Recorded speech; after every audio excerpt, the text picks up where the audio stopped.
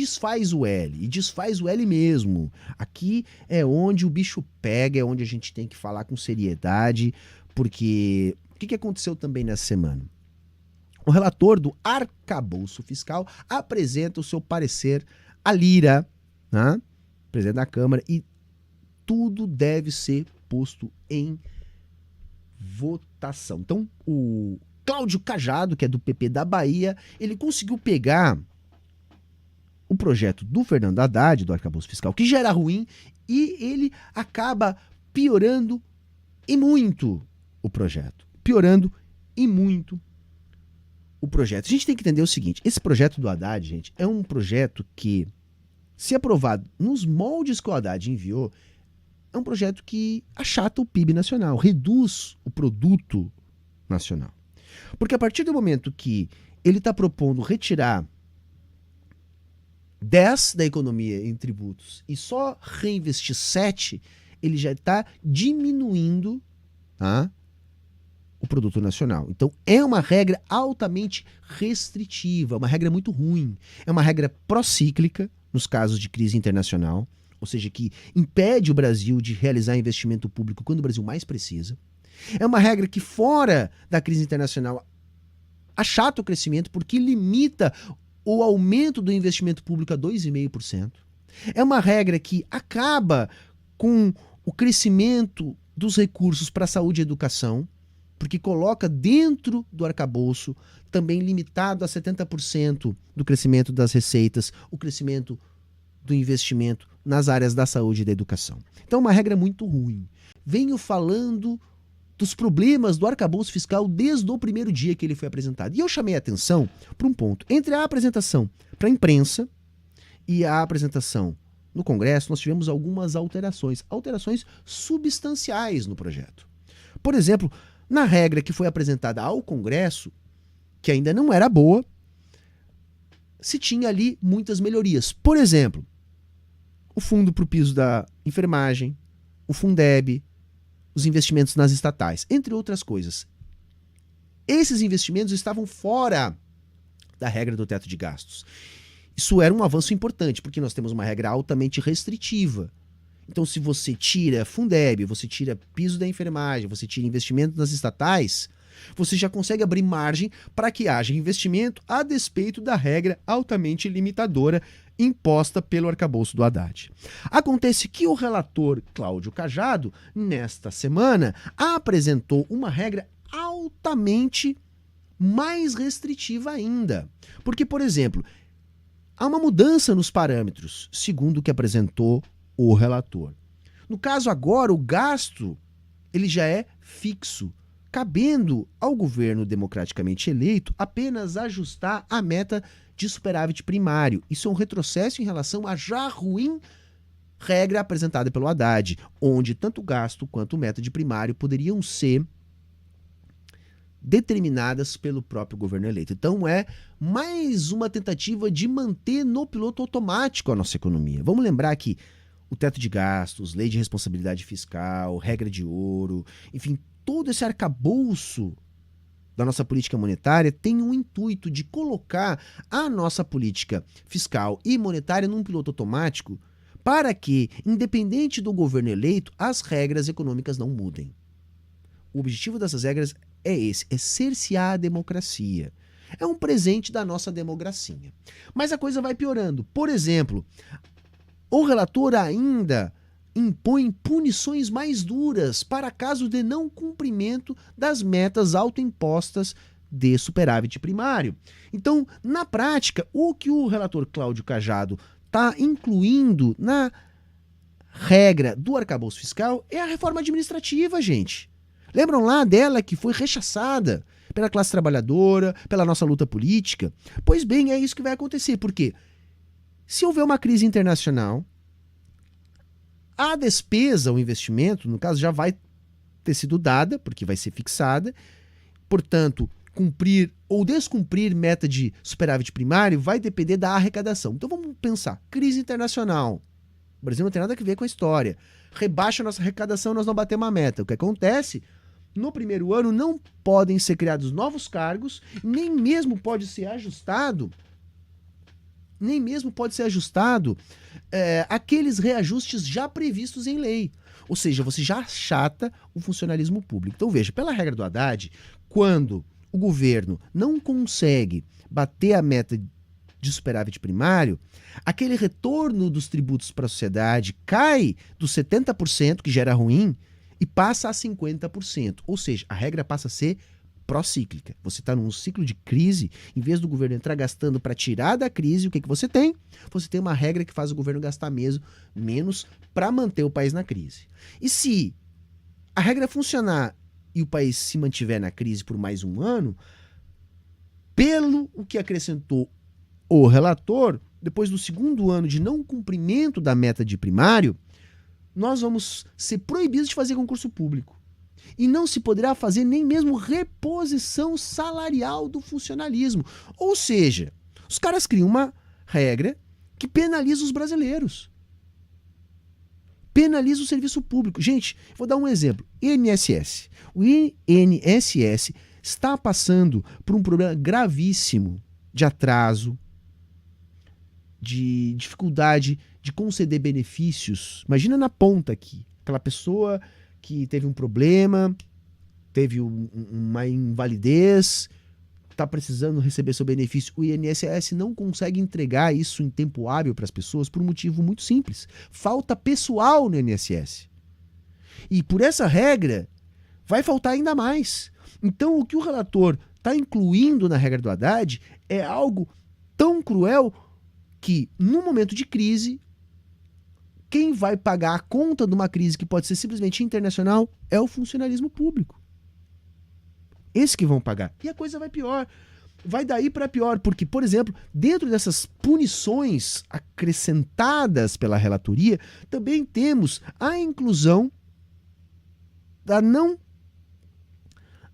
do não cumprimento da meta de superávit fiscal na lei de responsabilidade fiscal. Ou seja, se abre uma brecha para facilitar eventual processo de impeachment quando o governo não conseguir cumprir a meta de superávit. Lembrando que cumprir ou não cumprir a meta, nesse caso, quase sempre, quase que exclusivamente vai ser em função de um problema externo, uma vez que o gasto vai estar dado.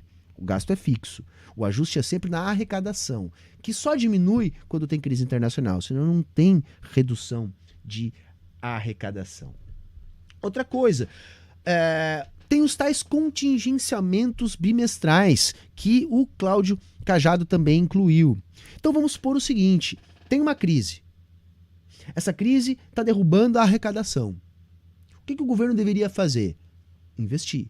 Mas não, se aprovada a regra que tem inclusos as alterações lá do Cláudio Cajado, em vez do governo poder, neste momento, fazer um ajuste e gastar mais, não, você tem a cada bimestre que fazer um contingenciamento de recursos. Ou seja, ainda impede o país de conseguir reagir à crise. Para que lá no final do ano, de fato, a meta do primário não seja atingida e a população como um todo seja penalizada e que ainda se abra caminho para um eventual impeachment. E a coisa vai piorando, gente, vai piorando porque, vejam, Fundeb, piso da enfermagem e até mesmo os aumentos do salário mínimo e do Bolsa Família, que haviam sido tirados do arcabouço na proposta que foi enviada para a Câmara, também agora foram incluídas no arcabouço. Ou seja, nem mesmo a promessa de campanha do Lula de voltar a ter aumento real do salário mínimo cabe dentro do arcabouço do Haddad. A regra é uma tragédia. É você pegar um governo, a princípio de esquerda, que está simplesmente institucionalizando um teto de gastos ainda mais eficiente no sentido de garantir os interesses da classe dominante que aquele do Michel Temer. E eu insisto nisso porque a galera está se apegando a dizer, não, mas é melhor que o teto de gastos. Não é, gente. Não é, sabe por quê? Porque o teto de gastos era impraticável. E sendo impraticável, ele era necessariamente furado. Eu estou voltando a esse ponto porque esse ponto para mim é o mais ilustrativo. 2021, com o teto de gastos, o aumento do investimento público no Brasil foi na ordem de 2,1% do PIB. Coisa que pela regra do Haddad é praticamente impossível, já que o teto do aumento do investimento público é 2,5%. Que ainda é limitado a 70% da arrecadação do ano anterior, o que é muito difícil de se conseguir. Na prática, havia mais espaço para o governo gastar com o teto de gastos. Esse é o retrato da nossa tragédia. E sabe o que é pior, gente? Pior é a postura do governo. Pior é a postura do governo, que não está partindo para enfrentamento nenhum. Veja o que disse o ministro Fernando Haddad a respeito do teto de gastos. Hoje as regras modernas são muito parecidas com a nossa. A nossa é até mais dura do que qualquer lugar que eu tenha conhecido. A nossa é mais dura. Eu dizia que o teto de gastos era uma jabuticaba, mas a nossa regra não deixa de ser, ela melhora. A nossa regra é mais dura do mundo. O arcabouço fiscal também é uma jabuticaba. É isso que o Haddad está dizendo, gente. A situação anterior flexibiliza, é mais inteligente. Quando o senhor, deputado Bolsonaro, fala, mesmo que a economia não cresça, a despesa primária pode crescer, justamente para ter um comportamento anticíclico. Quando a economia está... 0,6. 0,6. Vamos supor, a economia cresceu 0. O aumento do gasto público no ano seguinte, pela regra do Haddad, é 0,6. 0,6. Os países chegaram a gastar 15% do PIB, 10, 11, 12%, para reagir à crise da Covid. Pela regra do Haddad, que segundo ele é anticíclica, o Brasil vai poder gastar 0,6%. O Bolsonaro gastou coisa de 4, 5% do PIB durante a crise da Covid. A regra do Haddad prevê 0,6%. Anticíclica, porcaria nenhuma. Ela é pró-cíclica. Pró-cíclica. Tiver uma crise econômica, não se bater a meta de superávit, você não vai ter 70% da arrecadação para gastar, você vai ter 50%. Ela é pró-cíclica. Patinando, aí sim não tem problema você fazer uma pequena despesa primária. Não tem que ser pequena, não. É porque ele tem medo. Eu não sei se ele tem medo ou se ele realmente acredita nisso. Será que o tempo de INSPER dele influenciou tanto ele assim? Será que ele realmente acredita nisso? Porque o que o Haddad está justificando, gente, é literalmente o conto da carochinha, tá? Ele acha que o que vai acontecer? O Brasil vai gastar menos, com isso vai haver maior confiança do mercado, que vai investir mais. O único problema desse raciocínio é que ele nunca foi visto, observado em nenhum lugar do mundo. Em nenhum lugar do mundo. Você acha que a economia vai voltar a decolar como? Agarrando os próprios cabelos e puxando para cima para sair voando? É isso que o Haddad está sugerindo. Isso tem um total de 0% de chance de dar certo. Sabe o que vai acontecer? Vocês podem anotar o que eu estou falando. Se o Brasil não voltar a apresentar um crescimento consistente, nós vamos ter uma crise de popularidade do governo Lula, uma frustração crescente e toda essa direita tacanha, neonazi, vai se fortalecer em função disso. Em função disso. E sabe o que me irrita mais ainda, gente? É que parece-me que ninguém está vendo isso no governo. Ao contrário, a gente ouviu, agora nos últimos dias ainda, o Lindbergh Farias ser enquadrado pelo PT, amando o Lula. O Lula foi convencido. Eu não culpo 100% o Lula, porque o Lula está sendo pautado por alguém. Está sendo pautado por alguém. Alguém convenceu o Lula de que a economia nacional é igual à economia doméstica. Não é possível. Será que foi obra do Haddad? Quem será que convenceu o Lula disso? Cadê os economistas heterodoxos da parada? Não é possível. Porque o PT, então, manda um arcabouço fiscal que chega no Congresso com alguns ajustes, Fundeb, piso da enfermagem, estatais, melhor um pouquinho do que aquela tragédia apresentada à imprensa. O relator vai lá e destrói esses pequenos avanços e a postura do PT é, olha, tá ótimo, não tem problema, vamos agora gastar fortunas do orçamento público, emendas do relator, ou, se você preferir, orçamento secreto, para garantir capital político para aprovar essa porcaria. Ou seja, o governo Lula está tocando toda a sua força, todo o seu capital político para aprovar uma tragédia. Tem dezenas de falas do Lula dizendo que tinha que acabar com o teto de gastos. E aí o que ele coloca no lugar? Uma regra tão restritiva quanto. E ainda impede que haja qualquer debate na sociedade. O Haddad não ouviu nenhum economista ligado às universidades públicas, ligado ao FRJ, ligado à Unicamp. Não. Ele ouviu o INSPER e a Faria Lima. Sendo que o mínimo que se deveria esperar de um governo eleito pela classe trabalhadora era o diálogo com as centrais sindicais, com a universidade pública. Enquanto que não, o debate é um debate que só serve aos interesses da Faria Lima. E aí sai coisas desse tipo na imprensa. A Faria Lima começa a achar que o Haddad é o seu garotinho. Olha que coisa maravilhosa. Hã? Sai Paulo Guedes, entra Fernando Haddad. E o que que muda? Porcaria nenhuma. Agora juntem, pensem no combo arcabouço fiscal mais autonomia do Banco Central. Isso é a tempestade perfeita, gente.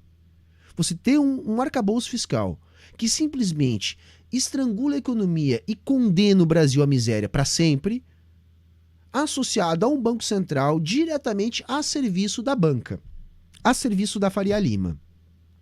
Acabou, já era. O último que sair apaga a luz. Então desfaz o L para um caralho. Não é possível uma coisa dessa. Eu sei que você vai dizer, Humberto, mas foi o Lula que indicou Haddad, não isenta o Lula. Não estou isentando o Lula. Em momento algum eu estou isentando o Lula. Agora, o próprio Lula disse, me cobrem. Eu estou cobrando. E vou cobrar com veemência. Porque é aí que a coisa pega. A postura do Lula em relação à política internacional é muito boa. Mas tem um efeito concreto para a vida nossa, da classe trabalhadora, muito pequeno. O arcabouço fiscal, sim, tem um impacto gigante. É muito positiva a mudança no PPI? É muito positiva.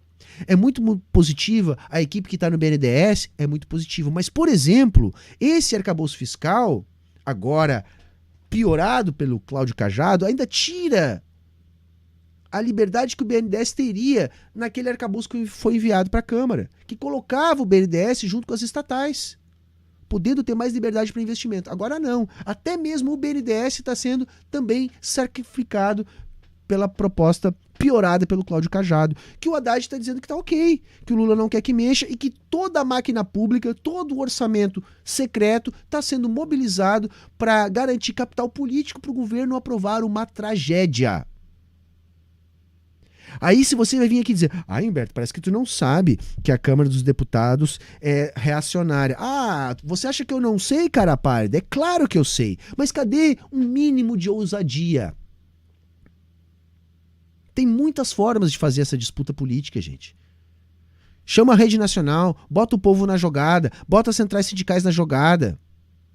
Explica, pega o povo pela mão, usa toda a didática possível. Movimenta o capital político não para comprar deputado, mas para criar uma mobilização nacional que faça uma pressão política.